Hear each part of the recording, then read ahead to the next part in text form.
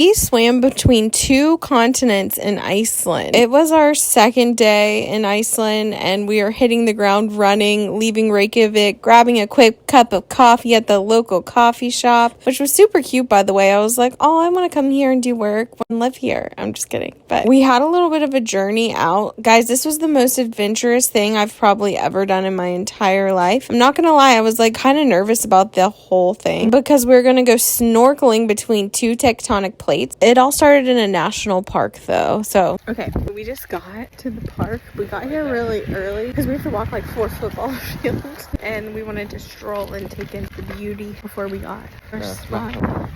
It's so majestical. This is Matt's like first look at the nature, and he's all struck. He's like kind of wishing that we got a camper van. That's so pretty. It ended up being a much shorter walk than we anticipated. We were like, oh, it was like right around the corner. But how gorgeous is this national park?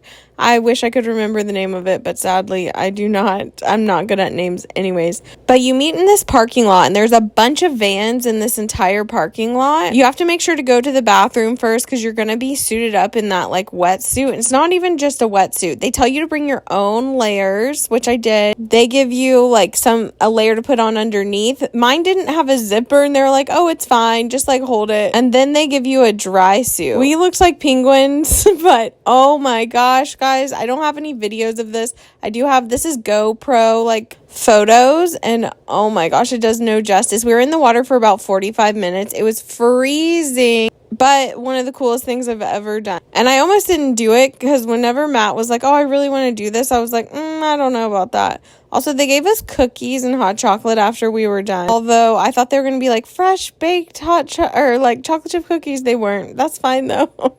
We explored the park a little bit, and then we took out the drone. Check out this waterfall. Oh my gosh, it was so pretty. It was such a nice day. Honestly, this was like the nicest day that we had in Iceland. Mac might get mad at me for saying this, but I think that we kind of wasted this day after the snorkeling because we had planned to go to the famous tomato lunch, which the true like tomato farm wasn't open, just the wine bar next door. It's basically the same thing. Actually, they have a wider menu, but normally you get to sit like in the greenhouse amongst the trees. But this wine bar is still super beautiful, and I'm so glad that we went. They even have like grapes growing from the ceiling here, and their cocktails were so good. And they only serve like tomato soup and salads, but oh my gosh. First tomato from the tomato farm. Oh my god. So good, so fresh. Also, I love tomatoes. They're like one of my favorite foods, so good. I got so much good food. Coming to this tomato restaurant was a dream of mine. I've been obsessed with tomatoes since I was a little girl. I just wish afterwards we would have planned something instead of going back to the hotel. We kind of just hung out here all day, but it was such a gorgeous day, guys.